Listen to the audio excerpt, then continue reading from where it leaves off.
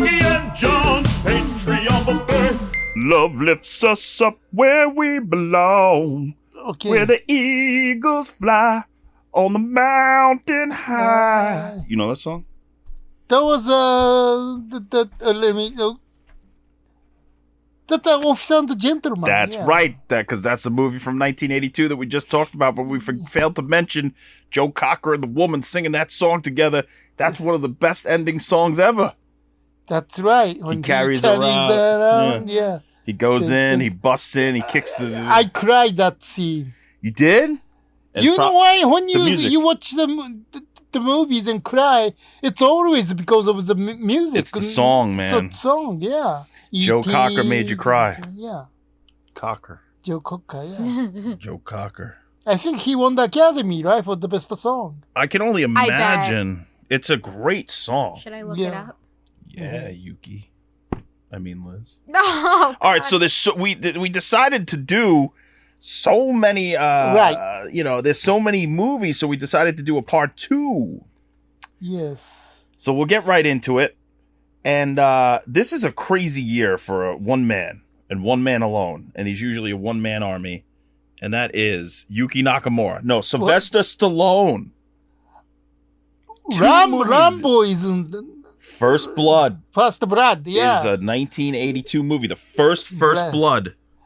Not Second Blood, not Rambo 2. Well, the Rambo, Second Blood was 84, I think, right? Well, they called it Rambo First Blood Part 2. They don't call it Second Blood. Nope, they didn't call it Second Blood. It doesn't matter. They don't draw Second Blood. They draw First Blood. That's the problem. If they drew Second Blood, then Rambo wouldn't have had a problem because he was the problem. He drew First Blood.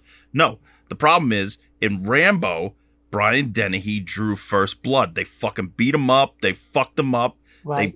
They couldn't even let him have something to eat. Right. Actually, that made me sad when for the first time I ever saw Rambo. He was just like, I thought the first one was good, but second one, third one, then... I really like the fourth one. I like them all in certain ways. How old were you when you saw Rambo? 82? That's like 44 years ago. Yeah, I probably saw it on video. I didn't see this in the theaters, but I probably saw Rambo. Oh. I might have seen Rambo 2 first. I don't remember, but I loved Rambo either way. If I saw this first or Rambo 2 first, because...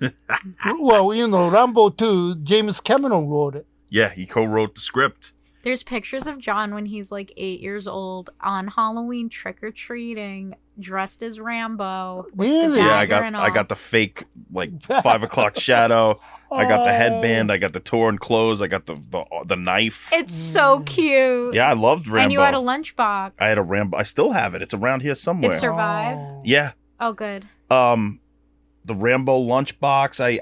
I loved Rambo. And because they turned him into a hero, even though he was a vicious killing machine, all he wanted was something to eat. Yeah. That's all he wanted was something to eat. And fucking Brian Cocksucking Dennehy, who was alumni of my school. He went to Chaminade All Boys. Really? Yeah. Oh, that's crazy. He's a high school alumnus with me. Him and Bill O'Reilly. Hilarious. Bill O'Reilly? Yeah, hilarious. Oh my God. Bill O'Reilly went to my high school. There might be more people. I got to look it up, but for sure, Brian Dennehy and Bill O'Reilly went to my all boys Catholic high school. John Brennan. And John Brennan, yeah. And there's some kid out there in 20 years who'll be like, that fucking weird Pumpkinhead guy who did the Joe Bob theme. He went to Chaminade. I went there too. But Brian Dennehy, man, what a great villain. Because all great villains, that's what they say, is they believe that they're right. And in this movie, in a small way, Brian Dennehy is trying to do the right thing for his town. He's trying to keep the degenerates and the bums out, but he's harassing a Vietnam vet. Who's going through PTSD, right? Who's going through a time. That's the beauty also of the original Rambo. You don't know where he's going, why he's going. Right. There's no real backstory, etc., etc. He's just trying to pass through your town and get something to eat. And fucking Brian Dennehy sees him as a threat, but it's also a metaphor for the Vietnam vets coming home and being treated like trash by their country. It's a great movie. Great movie, yeah. Apparently, originally, the original novel had different elements to it, but the original movie, the way they shot it, there was a lot more dialogue and stuff. And when they first saw it, Stallone was ready to take his name off of it because he said it was horrible. Really? Yeah. So he had them cut all of his dialogue. I had no idea. Yeah. Also, originally, the Colonel was more of a main character. The guy who Troutman, Robert Crenna. Yeah, Richard Crenna. Richard Crenna. It was supposed to be Kirk Douglas. Really? He was the first choice, and it was supposed to be more of a Kirk Douglas vehicle. Whoa. And I don't know why. I love Kirk Douglas. Yeah, me too. And I don't know why Kirk Douglas didn't play the role, but it ended up maybe too old. Perhaps. I mean, it was 82. He wasn't too old to walk on the Oscar stage, 103 years old, looking like a freak. Sorry. He was, he did it. And he played in a few movies after this, so I'm sure he could have done it. He's in Tales from the Crypt. That's a great episode. Oh, yeah. You ever see that episode, Yuki? No. So it's, this wasn't in 82, but there's a Tales from the Crypt episode. Now that it's on Tubi, everybody should go watch it. Okay. It's called Yellow. Yellow? Okay. And it's a play off of his Paths of Glory role. Oh, I don't know which, but the last movie I saw him was Tough Guy with the Burt Lancaster, and then that was after this. Oh, really? That was after this. Yeah, Tough Guys. Yeah, that was him and Burt Lancaster did like an old man Tough Guys movie. Yeah, like a train robbery thing. Yeah. That was definitely after this because it was the year of whenever the first Short Circuit came out, because that came out in the theaters around the same time. I see. Well, he could have played this role, but yeah, First Blood, the end scene where he's... Whoa, First Blood, that's the best one. Oh, yeah. It's so good when he's crying and he breaks down. That's why when people talk shit about Stallone, like Seth Rogen, fuck Seth Rogen in this regard, because he said Stallone's movies are less memorable than Schwarzenegger's and that Schwarzenegger made the better movies. I agree in certain regards, but... Rocky is one of the greatest movies ever made. Yeah, Rocky. Let's just start from there. So him saying Predator, and I love Predator. It ain't better than Rocky. I agree with that. I do. Rocky, it ain't better than Rocky. Yeah, Rocky is the best picture. So yeah, one of the best movies of all time. So then Schwarzenegger, I love Schwarzenegger, and the day that man dies, I'm going to be crying for a whole fucking 24 hours, so don't even look at me. But he never acted his balls off in the way that Stallone acted his balls off in just this role. Leave Stallone alone. Right. I don't understand Rogan, and I like Rogan. I think he's made some good stuff. But Jimmy Kimmel's going after Stallone right now, too. I just think it's so fucking stupid. Stallone is a fine actor. He's a fucking great actor, in fact. Even in the Rocky movie, even in the Rocky sequels. That scene in Rocky Balboa when he says... I was just thinking that. Dude, that's a late career genius scene. Just the scene where he's like, it's not about how you can hit. It's about how hard you can get hit and keep moving forward. Oh, see that? Yeah, I was gonna say you gotta do what you gotta do. Yeah, that's what dude. He's so good. Wait, Yuki, do an impression of Stallone. No, I can't do that. Yes, try it. Just try it. Just try it.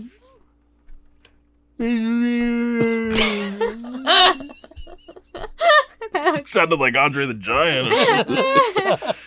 So, but what's funny about this is that the same year, Rocky 3.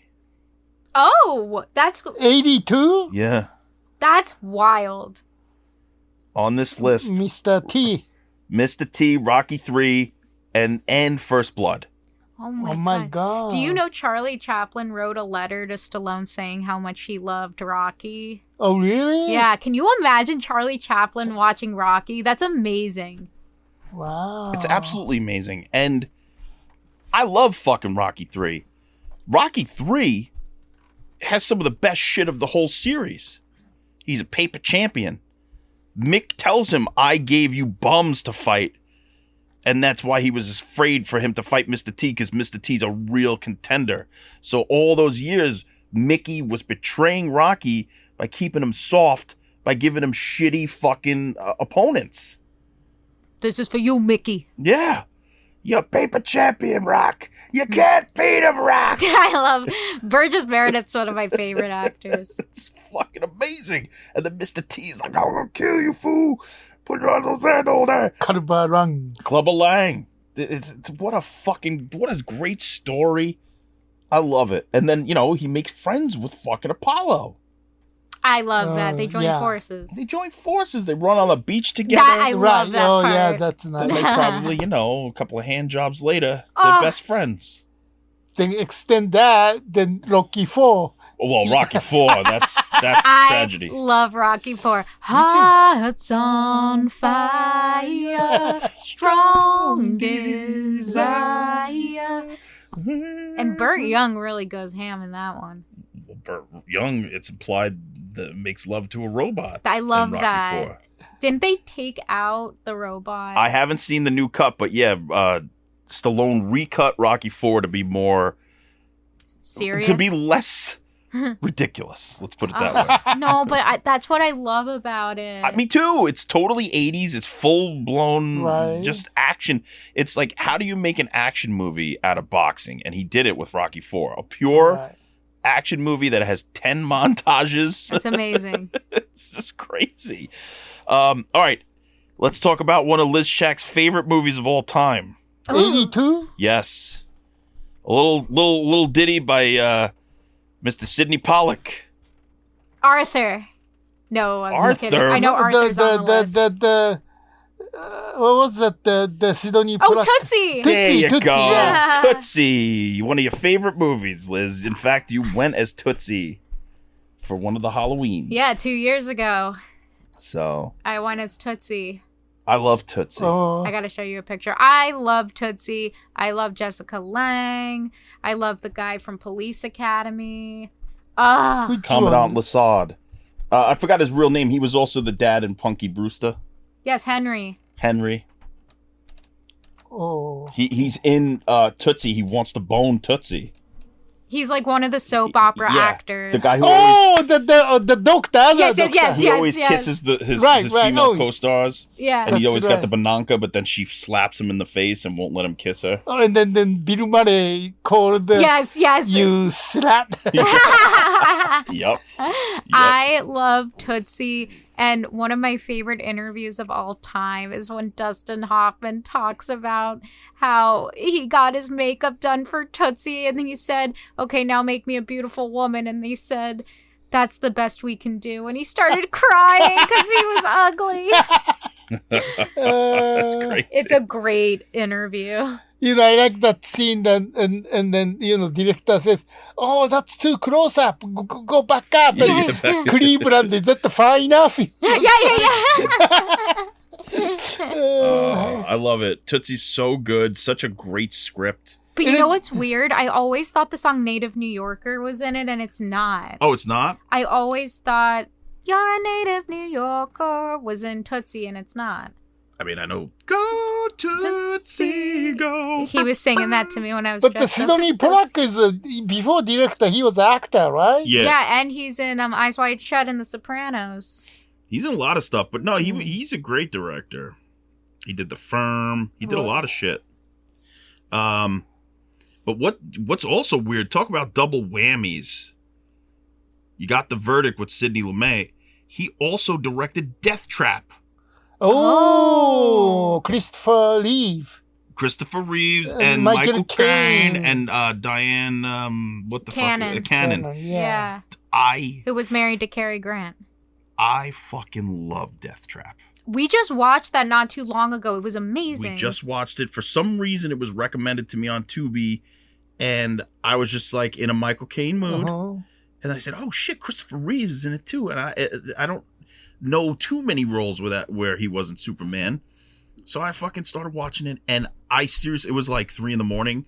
I stayed up until it was over because I was so fucking into it. I was like, this movie. And then he rewatched it the next day with me. Yeah, I rewatched it maybe a day or two later with Liz because I was like, you gotta watch this fucking movie, and it fools you. You're right. Yeah, fools you. So it's the same writer, the guy who wrote the play and the screenplay, Ira Levin. Yes, who wrote Rosemary's Baby. Right.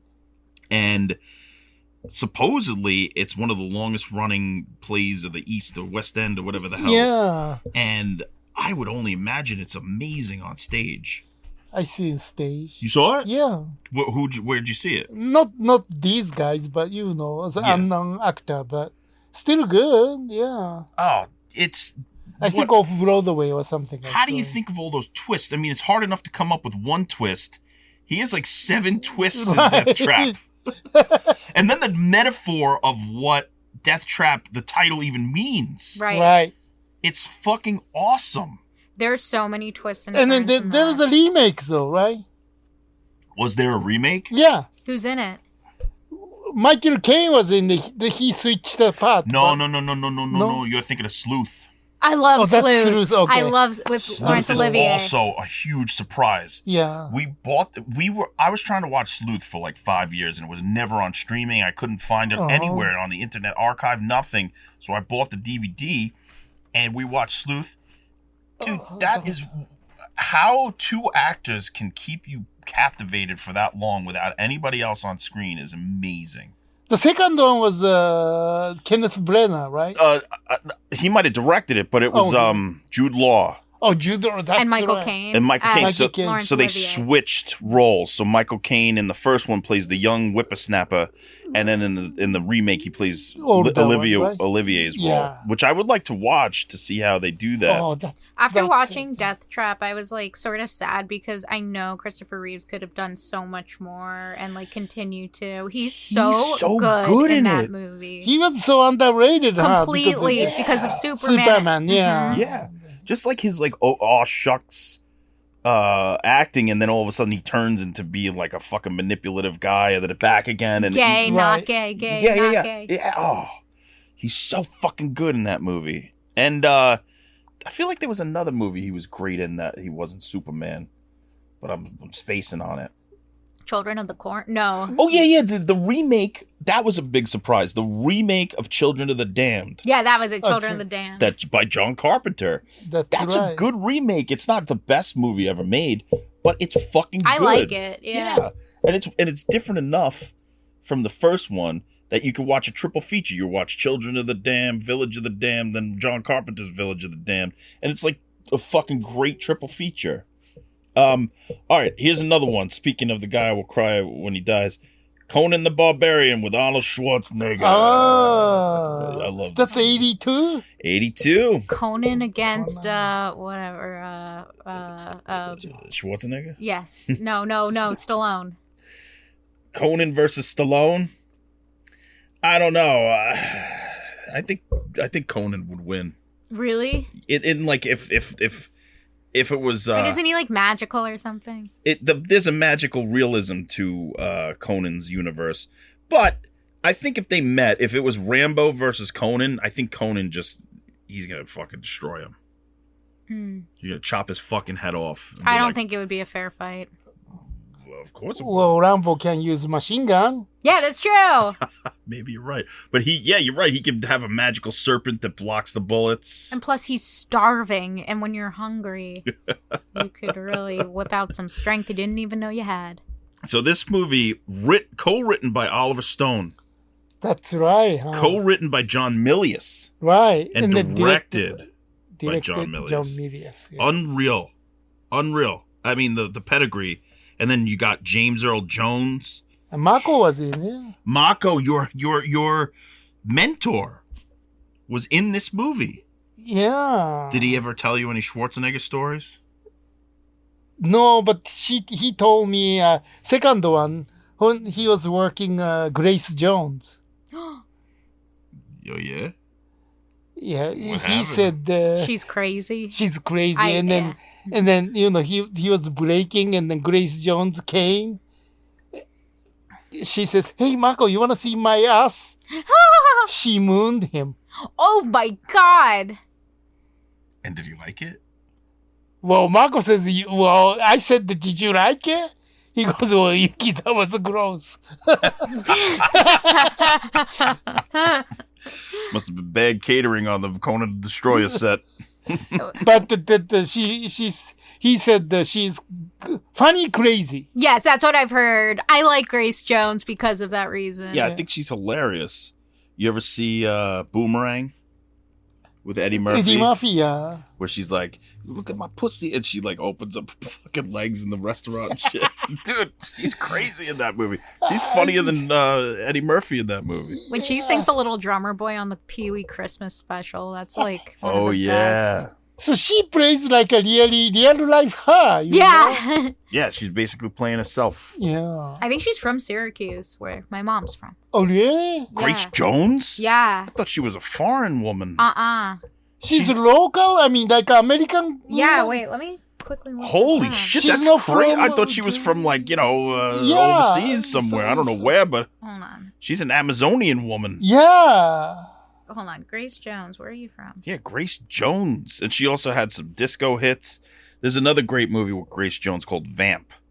Oh. That where she plays the vampire and they dress her up and stuff. And then she was in 007 movie. Well, yeah, she's like the hottest Bond girl of all time.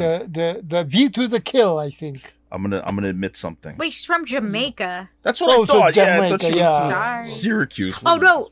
But she went to school in Onondaga, which is, I think, Upstate? Central New York. Oh, shit. Because, I'll tell you another time. No, what's My mom said there's this thrift shop in Syracuse where her father or her family donated a lot of her clothes from when she was a teenager. Oh, shit. And it costs hundreds of dollars, but it's like you could get Grace Jones's clothes in Syracuse. Oh. Wow. Yuki, let's go get the bra and panties. There you go. Well, I'll admit something here. When I was a little boy, Yeah. and I saw the one that she was in. Wait, Grace Jones? She's in one of the Bond movies. Which one? View to a View Kill? to the Kill, yeah. I got excited. Oh, how old were you? I was little. I was probably like, I don't know, 10. That's amazing. And when he bedded Grace Jones, I was like, that's different. And that's when I started to realize I didn't just need to love white women. Oh my God, Sean. What? I'm not racist. I'm just admitting it. I mean, shit. Well, I'm not allowed to say I think I got excited over Grace Jones when I was a child. She is beautiful. That's what I'm saying. So I got a little excited and I said, That's fine, yeah. Yeah. Nothing wrong. And then I saw Yuki and I said, maybe men in Japanese can work too. Oh, Grace Jones, Japanese. my God. Yuki, exciting. But yeah, that was I used to see that freaking Bond all the time. That was like the Bond I watched the most as a kid, View to a Kill, because it was always on. I thought the best Bond girl was Barbara Bach. Oh yeah, she's beautiful. But I'm sorry, Liz. I know that these things make Lingo you Star sad when I took tell her, you so. about my past. We were just talking about James Caan, Harrison Ford, Walter Matthau. Yeah, that's true. What? You didn't? What? Sorry. What? You fucking Walter. Martha? I You love like him. him? Yeah. The Taking of Pelham 1, 2, 3. One of my favorites. Now I can't what a watch. movie. Now Charlie I can't watch that Barrick. anymore. Yeah, Charlie Beck, yeah. Bad News Bears. Oh, it's bad news. Now I can't watch these movies anymore without realizing Liz Schack was doing Grace Jones all over him as a kid. I love Walter Matthau. Oh God. And Jack Lemmon. Oh, grumpy old man. Yeah. Yeah, that was the one that was on your wall as a kid. Grumpy old man. Grumpy old men. That's what you like, old man, huh? Kind of. She likes I like everything. The Odd Couple too, and they're Oh. young in that. She likes it all. You like Laughing policeman. Oh yeah. Oh, the Laughing with Bruce Policeman's Stern. super underrated. Yeah. We watched that Yeah, not too long ago, and yeah. I thought it was amazing. Yeah. And no one talks about Nobody it. talks about the Laughing Yeah. Policeman. What a weird ending, though. That's one of the weirdest endings I've ever seen. Oh, why? What do you mean by that? Like, they do, like, a weird freeze frame. Rewatch it. Yeah, just Oh. freeze frames. But on, like, a random guy. Yeah, And I still don't understand sometimes why. freeze frames work. Okay, here's another one. Uh-huh. Fast Times at Ridgemont High. Get out of here. Oh, That's that the Phoebe same- Cates. That's like an old boy's dream. Yup, all the boys loved her. All the boys love Phoebe Cates. That's the And Forrest Whitaker. He was in it? Yeah. Yeah, all the women were creaming over Forrest Whitaker. No, that movie launched a million careers.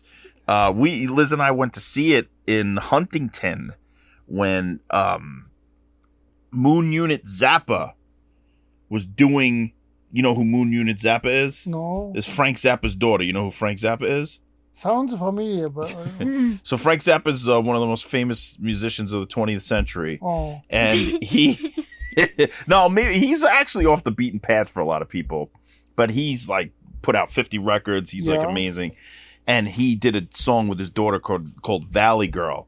And his daughter's name is Moon Unit Zappa. He named her that, Moon Unit. I don't know why, but he did. So she grew up to be a personality in her own right. She was a VJ on MTV for a while. She wrote for the Fast Times at Ridgemont High series, the TV series. And then later on, she wrote a book that Liz read. Oh, yeah, it was like a memoir, and it moved me during a time where I needed it. And so we went to a book signing, but before that, she screened Fast Times at Ridgemont High because not only was it one of her favorite movies, she also wrote for the TV series. So then she showed like a new music video of the Valley Girl. Yeah. So it was like a nice little day, and Liz, said hello to her. It was cool. Yeah. But Fast Times at Ridgemont High, man, that's some racy shit. I don't think you can get away with that in this modern age. It's pretty intense, especially the Jennifer Jason Leigh stuff. Yeah. She's fucking, 15, hanging, sexing with a 20-something-year-old? Yeah. In the dugout? Yeah. But after we saw it, John really liked the scarf that looks like a keyboard. Oh, yeah. And I got John one of those for that Christmas. I got it over there. It looks like a piano. It's a scarf that looks like a piano. Oh. Yeah. I love it. And then what else? Is the Scarface 1982? It's not on this list, but is it? That might be 81. 81? Oh. Let's see. Scarface. But I think Scarface 83? No, I think it's late. 83. Is it 83? Oh. 83, that's what it says here. Okay. But yeah, this Fast Times at Ridgemont High, there was another the Beaver trilogy. Yes. So Yuki, you ever hear of the Beaver trilogy? No. Okay. It's this hard was to describe. Also one I introduced you to, which I'm very proud. You definitely did, and it's one of the most interesting movies, I think, ever, because it inspired Spicoli. So it's hard to describe to you, Yuki, because it's hard to describe a lot of things to you. No, but in general, this is a hard one to describe to anybody. It is. So what happened was, it's this movie, this underground movie, where there's 3 segments, okay? Mm-hmm. The first segment is a documentary about a real guy, that this man who was testing a camera for a news organization right outside the news facility. He was like filming things just to see this new camera, how it worked. And he met this guy outside who was there because he wanted to be famous. Mm-hmm. And he was trying to get on the news. They start talking and they strike up a friendship. And then he agrees to go and film this guy at a talent show many weeks later.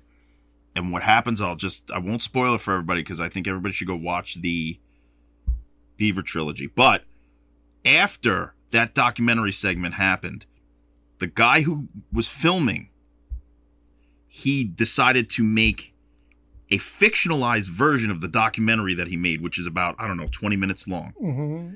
And he hired Sean Penn to play the young man who he met outside the news station. And it was one of Sean Penn's first roles. It was like probably 80 or 79. And Sean Penn acts the way that the young man in the first segment acts. It's Spicoli. It's Spicoli. He's like, the same laugh, the same inflection and everything. And then a few years later, Sean Penn went on and played Spicoli and became world famous. But Sean Penn disowns this movie. He blocked it from getting a proper release. Yeah. Oh, really? Yeah. And then, here's where it gets even stranger, is that director who shot that first documentary, then made the second fictionalized version, which is also like about 20 minutes long, so they're both 20 minutes each. He made a third version starring Crispin Glover.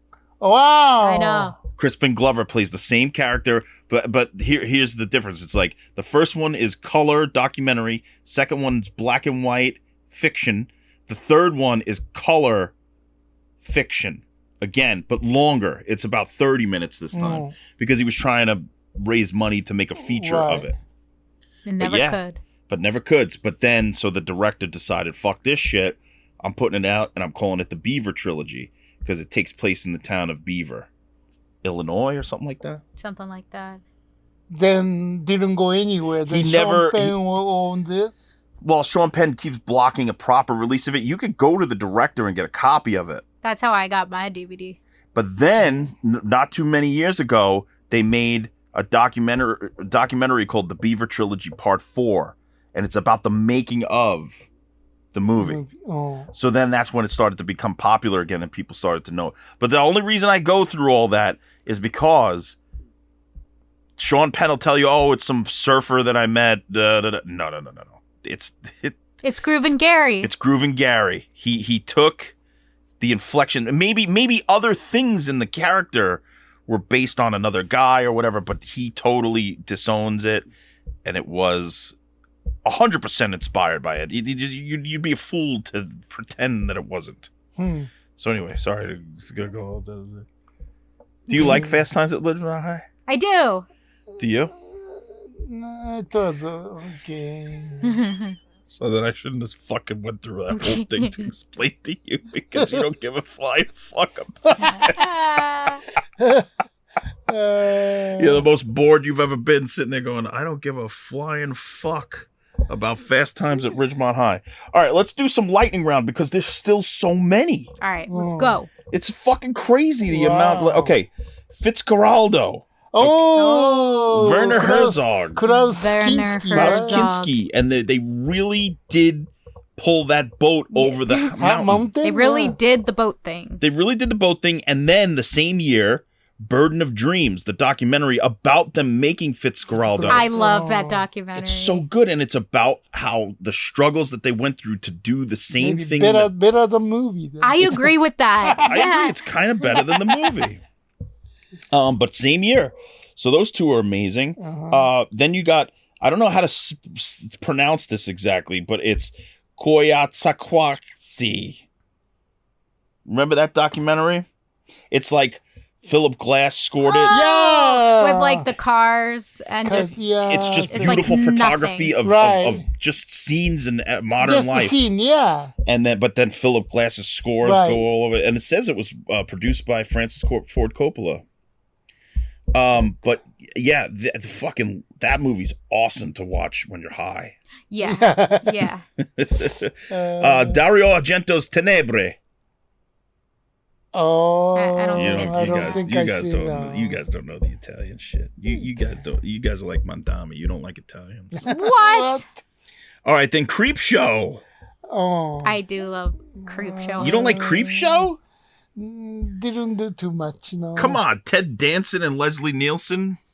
I love the one that really scared me as a child was the couple that like gets buried alive on the beach. That's the one. That really scared me. Because he said, the high tide comes in and drowns them. Yes, it's awful. And then they come back as seaweed zombie monsters, and then Leslie Nielsen's like, I can hold my breath for a long time. But he's still buried alive, I like where's my cake? Yeah. Where's my cake? Where's my cake? Oh, I love Creep Show, man. Me too. Diner. Oh, that's a great one. I don't think I've seen that. Barry Levinson directed it, and I think wrote it too. But it launched a billion careers. You got Steve Guttenberg, Mickey Rourke, young Daniel Stern, right? Kevin Bacon, right. So many people in that movie. It's a nice little coming of age movie about young whippersnappers.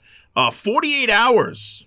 Oh, Eddie Murphy, Nick Nolte, right? Walter Hill directed. It's one of the great buddy action comedies of all time. In fact, I think that movie spawned billions of movies because of its success. Yeah. and the beautiful career of Eddie Murphy. The Dark Crystal. Wow. Sophie's Choice. Oh my, Oh my God. That's 82? 82. Gandhi. Gandhi. Lord Oh. have mercy. Ben Kingsley won the Best Actor then. No, it was Henry Fonda for 82. Wait.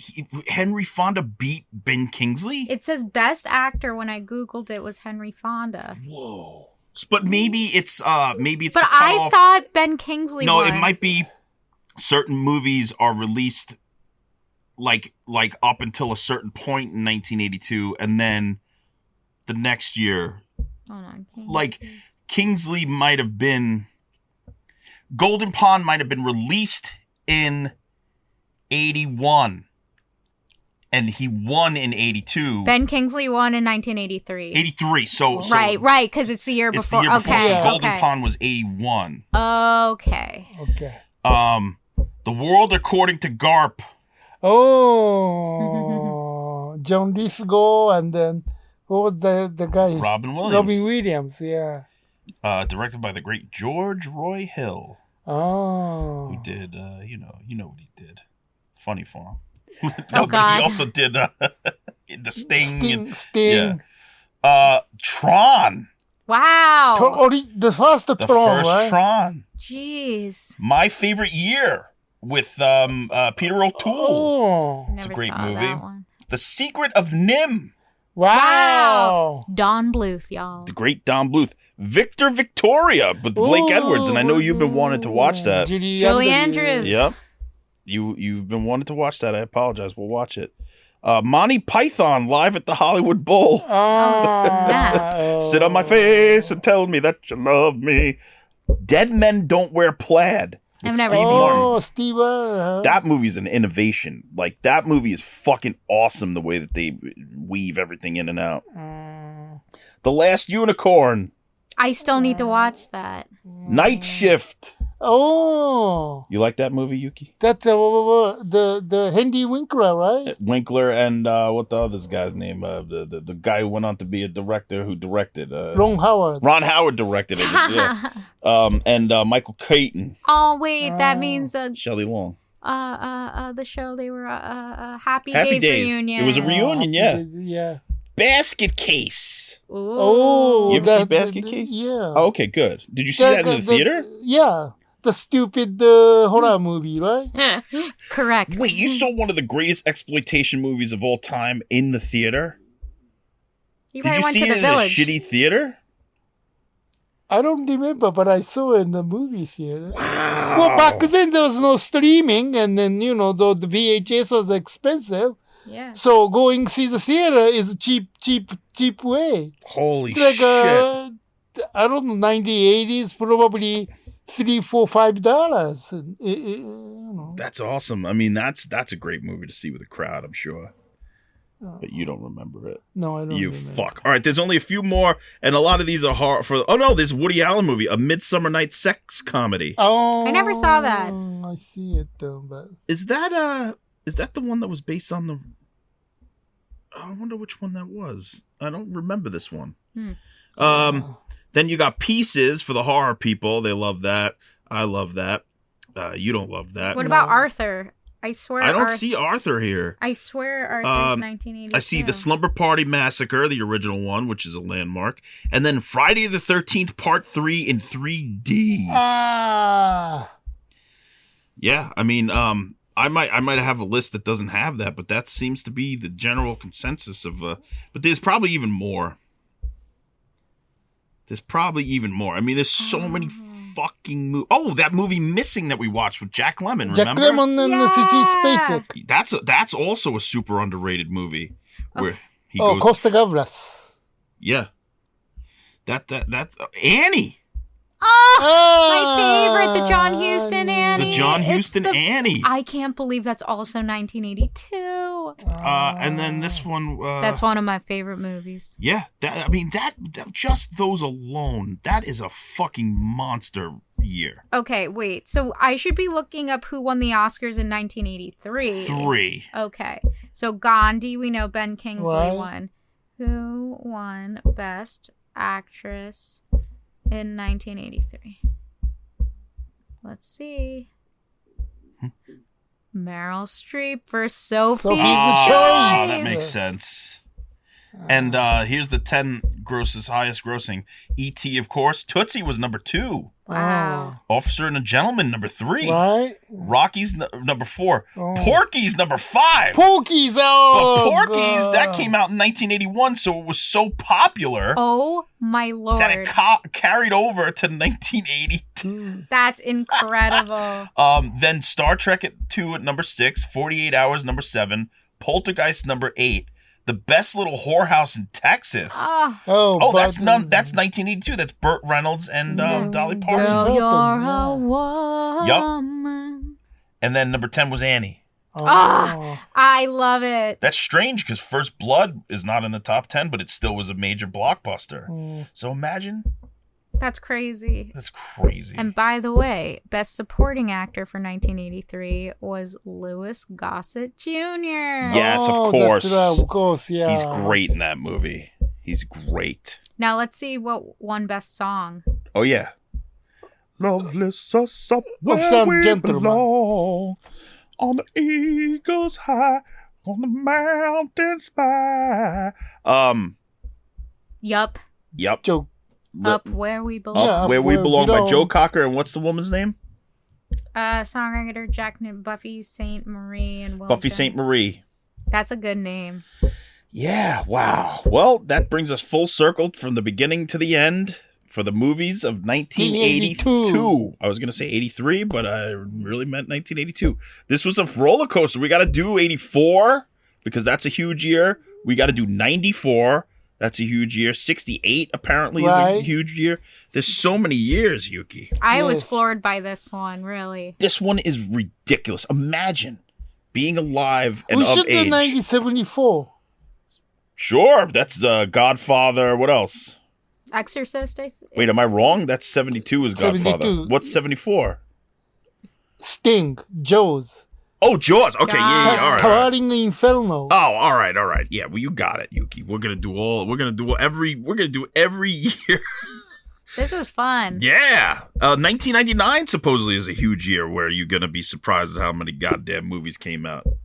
What? That Indiana Jones and the Last Crusade? That's Oh, 89. that's 89. Okay. But anyway, well, this was a roller coaster ride. I hope everybody loved it. I know I did. Started I did. out Me too. very upset. I spilled some candle wax on my rug, but I'm going to have to mop it up, and this made me happy. You guys made me happier than I was before. Aww. Talking Likewise. movies with my two favorite pieces of shit. Aww. Oh. And I'm sorry I told you about Grace Jones. I should have kept that a secret. No, I think that's adorable that you Yes. love Grace Jones like little that. boy that Grace says, maybe it's Jones. time to start looking outside the vanilla circle. Oh. Maybe it's time to start thinking about Yuki Nakamura and Yeah. Grace Jones getting together and talking. She can moon you though. See, yeah, I would have been like Mako. I would have been like, that's so cool. No, Well, anyway, any final thoughts before we depart? that was amazing. Thank that you. was good. Yeah. Okay, and we'll see you next time at... John and Yuki and John and plus Liz Schack today. Patreon buffet. Buffet. Love lifts us up where we belong. On the eagle's spire. When the mountain cry. All right, that's the end. Yuki and John, Patreon buffet.